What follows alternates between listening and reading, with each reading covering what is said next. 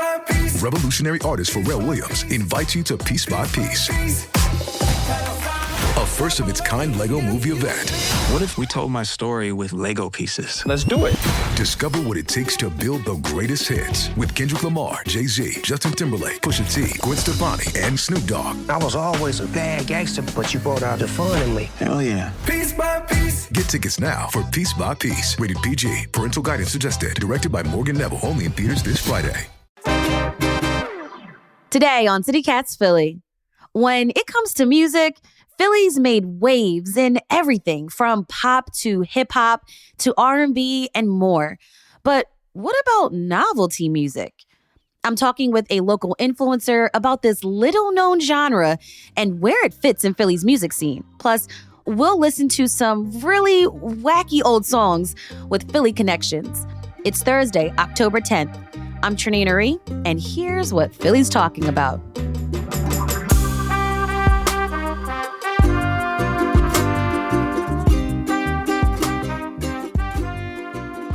I'm here with Kira Coviello, aka Honest to Betsy, a content creator near Philly who highlights vintage songs and styles in funny ways. Welcome to City Cast Philly. Thank you so much, Trinae. I'm really excited to be here. Kira, I've watched some of your Instagram reels, and most of them feature you dressed as a 1950s housewife, and you're reacting to songs with really shocking lyrics from that era. We'll dive into some of those songs with local connections in just a minute. But first, tell me, how did you get started doing this? And where did this stage name Betsy come from? It happened really organically, actually. I left my job. I was working in children's theater at a local theater school. And for a few reasons, I had to leave. And I found myself not working for the first time really ever. So I was joking with my friends that, oh my gosh, I'm a housewife now. And being a cheesy actor, I started just making jokes to them and sending them little videos as a 50s housewife. And they're like, you should put that on the internet. And I did, and it kind of took off pretty quickly. And then I kind of found my niche very quickly with these old wacky songs. Was there anything in Philly's art and culture or theater scene that inspired you to kind of create the Betsy character? Well, I got my start in theater in Philly. So I went to school in New York and then immediately moved to Philadelphia and fell in love with the theater scene here.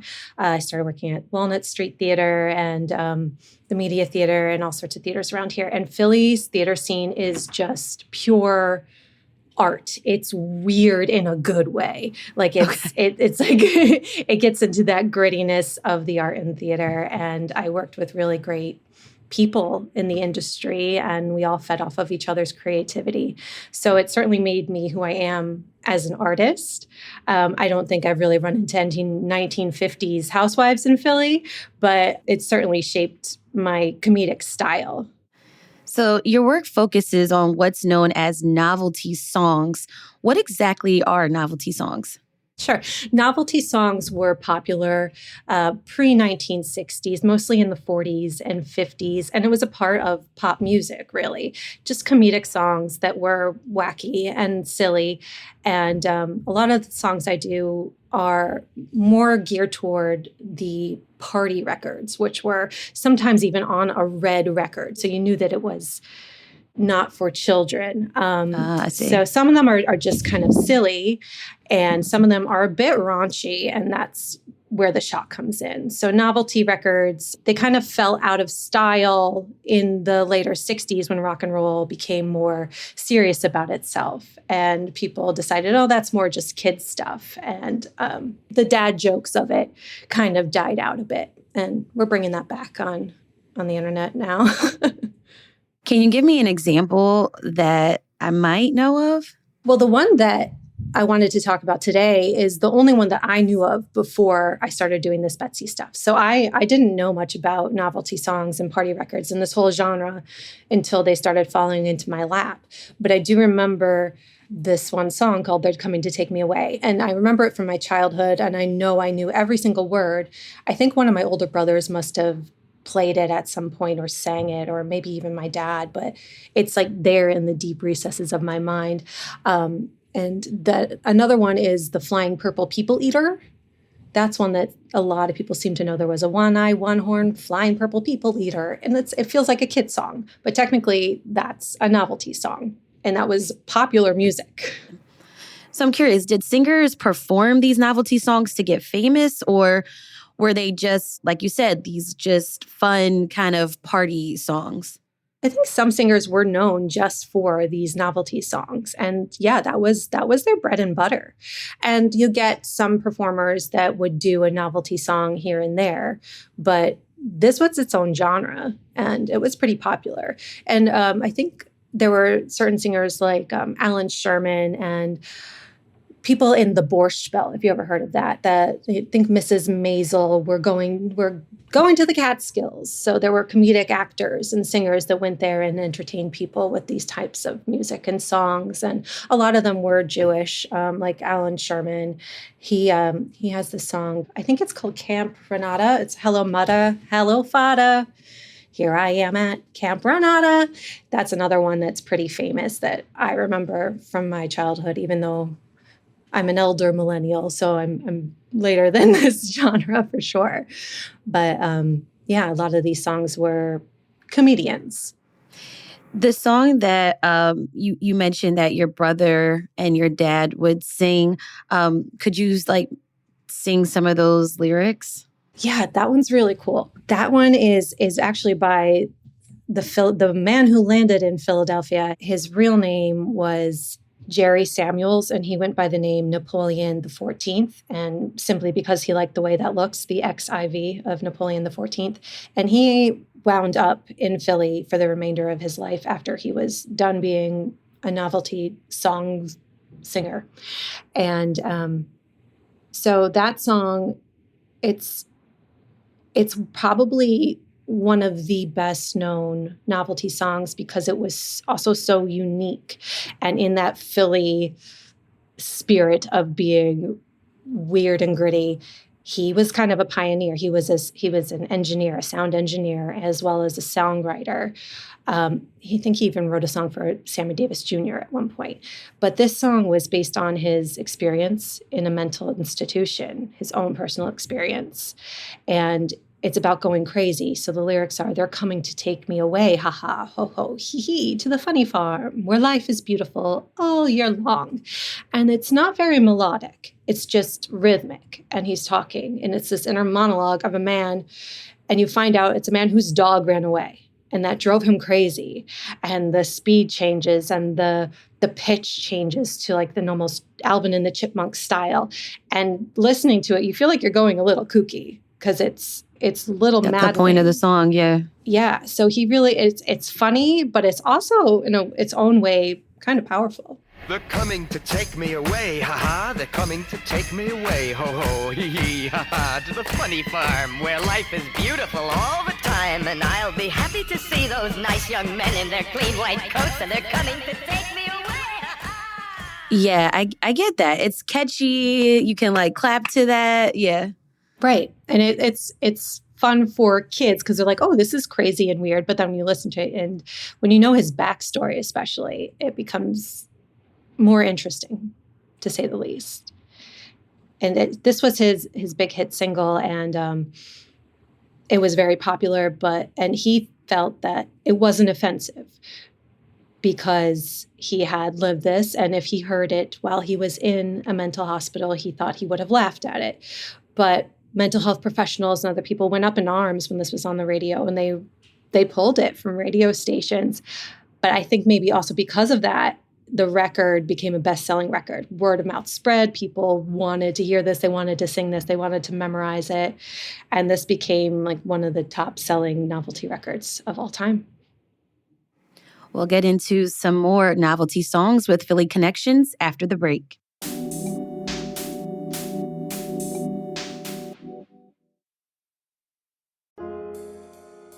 This episode is brought to you by BetterHelp. October is the season for wearing masks and costumes, but some of us feel like we wear a mask and hide more often than we want to, at work, in social settings, around family, Therapy can help you learn to accept all parts of yourself. Therapy has been helpful for me to learn positive coping skills and how to set boundaries. It empowers you to be the best version of yourself. If you're thinking of starting therapy, give BetterHelp a try. It's entirely online, designed to be convenient, flexible, and suited for your schedule. Just fill out a brief questionnaire to get matched with a licensed therapist and switch therapists at any time for no additional charge. Take off the mask with BetterHelp. Visit BetterHelp.com/CityCast today to get 10% off your first month. That's BetterHelp, HELP.com/CityCast. Hi, this is David Plotz of CityCast. Have you thought about a gift for yourself this year? One that has the power to help you grow and learn and become a better version of yourself? Give yourself the gift of language by getting Babbel. With quick 10-minute lessons handcrafted by language experts, Babbel gets you talking a new language in 3 weeks, because talking is the key to really knowing a language. And that's how Babbel approaches it. It's designed for real conversation. So I have a trip to France planned with my girlfriend. Was it inspired by the Olympics? Yes, it was. And it's given me the chance to revive my old high school French. And it's so fun to catch back up with the vocabulary I'd forgotten, to remember all the food, for example. I'm in a lesson on ingredients, so I'm going to make crepes with butter and sugar. Avec sucre et de beurre salé, on va se régaler. We're going to have a feast. I learned this great new French expression too. J'en ai l'eau à la bouche. That means I have water in the mouth. It means it's mouth-watering. Love it. Love French. Anyway, Babbel gets you talking, and studies from Yale and Michigan State University and other leading universities prove that it works. So here is a special holiday deal for CityCast listeners. Right now, get up to 60% off your Babbel subscription, but only for CityCast listeners at babbel.com/CityCast. Get up to 60% off at babbel.com/CityCast, spelled BABBEL.com/CityCast. Rules and restrictions may apply. When I heard Napoleon 14th's song of They're Coming to Take Me Away, ha ha ha ha, it made me think of a novelty song that I learned in elementary school. And this was during like Halloween time. It was called Have You Seen the Ghost of John? Oh, Do you know that one? I do. I'm an instrumentalist, and I play in a folk music group right over the bridge in Lambertville. So I'm in Bucks County. And so we play that song. And I hadn't heard that until then, but I didn't realize that was also a novelty song. They're everywhere. It goes, have you seen the ghost of John? Long white bones with the skin all gone. Ooh. Something like that. Yeah. There's the Shel Silverstein song, too. There's a lot of really good Halloween-esque ones I need to start pulling out this fall. His is You're Always Welcome at Our House. And it's about how, like, you're going to come to our house. We're going to do you in when you do. But it's funny, and you'll laugh at it. I did one that was a Tom Lehrer song, and it's the Irish ballad, and it's a parody of old Irish folk songs with lots of verses in them. And this one is about a young maid who murders her whole family. And it's actually quite funny. So there's something about dark comedy that could be so catchy. Okay, so another song that we're going to talk about is called The Philadelphia Phillies by a country music singer, Del Reeves. And that's actually Phillies spelled Fillies. And autocorrect kept trying to tell me that was wrong. Anytime I tried to type it, it's like that word doesn't exist anymore if you're in Philadelphia. Phillies as in like a young female horse. Nope, that's not a thing if you're in Philly. Those Philadelphia Phillies, and some may think I'm talking about baseball. But I'm talking about the ones that wear them dresses oh so pretty, and the way they swing should be against the law. So that song came out in 1971, and it was Del Reeves' last big hit. I thought it was interesting when he said nitty gritty, because I'm like, whoa, we use gritty now in 2024. He was first. So what makes that a novelty song? Well, a lot of his songs were about just like gazing at the young ladies. And so I think what makes that one a novelty song is his use of the word Phillies and that little horse sound you hear him do. He adds his own little comedic elements into that. But that one is reaching a little bit more mainstream, but it's still considered a novelty song. Novelty songs feel like an unexplored part of music history, at least for me. What's it been like immersing yourself in them? It's been pure joy for me. So I say all the time when people ask, like, how do you find these songs? And my answer is the songs find me. So once I started doing one song, people just kept suggesting more and more and more. And I'm discovering them right along with a lot of my audience on Instagram and everywhere, because sometimes I am hearing them for the first time. And that reaction you see is very close to my first reaction. They're fun. They're just fun and silly and lighthearted. And it's fun to be silly sometimes. Do people still make novelty songs? Not in the same way, but satire songs have made a bit of a comeback with people like Randy Rainbow.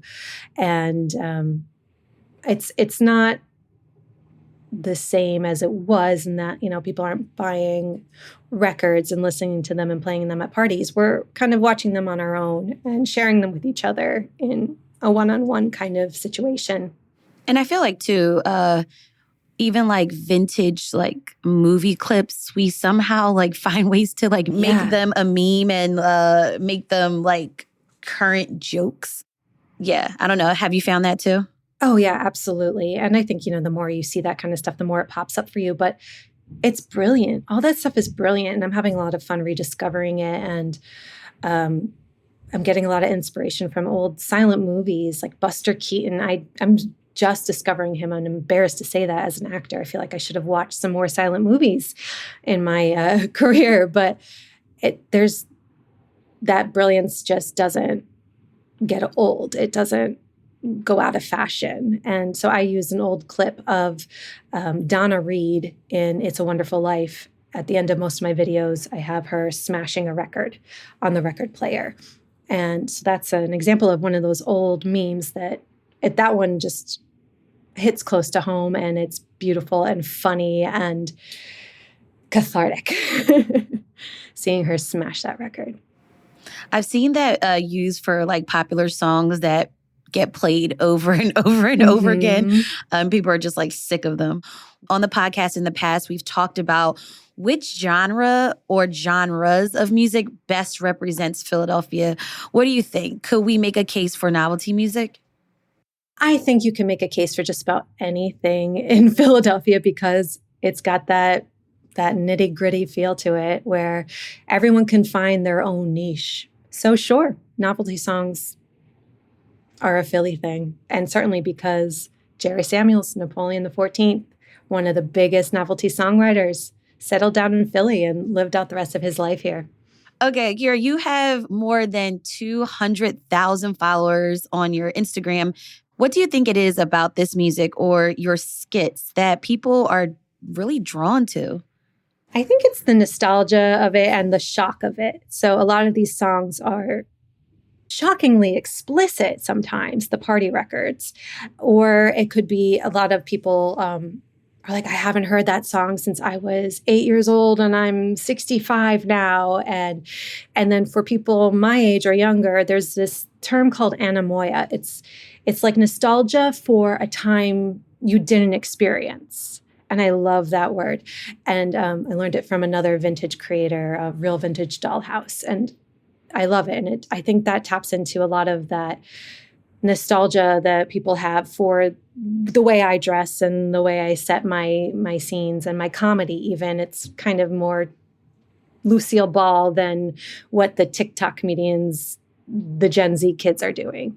So I really think a lot of it is the shock, though. People think, oh, music today is so raunchy and terrible and these lyrics. And then you go back to the 1930s and you hear Lucille Bogan and it's things that I can't say out loud. What's been the most shocking novelty song that you've come across in your work? For sure, Lucille Bogan. And her songs she just really put it all out there. And there was no euphemisms. Like a lot of them are euphemisms. And Lucille Bogand, Till the Cows Come Home and Shave Them Dry. Don't look up those songs with your children around. It's just that raunchy. So those are definitely the most shocking. My favorites have been the Tom Lehrer songs, because what we were talking about before, that the dark comedy of them has that shock value, but it's also kind of wholesome. So I do a segment called Tom Lehrer Tuesdays, where I do a little skit to one of his songs every Tuesdays, and he has his own cult following, and he's still alive. He's 96 years old. Wow. God bless him. Yeah. What's one of your favorites?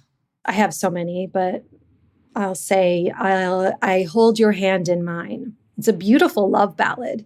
And he's talking about holding someone's hand, and then you realize at the end of it, it's a severed hand.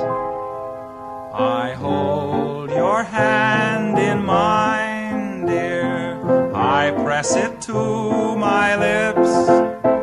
I take a healthy bite from your dainty fingertips. I hope this is going to be a Halloween show, because Maybe it should be. it's getting weird over here.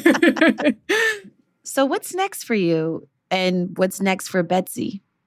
Well, I'm just going to keep riding this wave and see where it organically takes me. I'm just having the time of my life. This is the best job I've ever had, the most fun I've ever had, and connecting with people. And I'm going to keep making skits to silly songs until the wind blows me in another direction. Thank you so much for breaking down these songs and for joining me on CityCast Philly. Thank you so much for having me, Trinae. This is really a joy to be here. We'll link to Kira's Instagram page so you can dive into some more novelty music with a twist.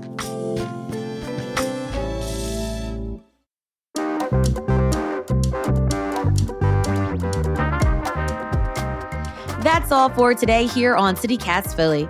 If you enjoyed this episode about novelty music, tell a friend and listen to some of those wacky songs. Rate the show, leave us a review, and hit that subscribe button. Be sure to sign up for our morning newsletter, Hey Philly, to learn more about what else Philly's talking about. We'll be back tomorrow morning with the Friday News Roundup. Bye.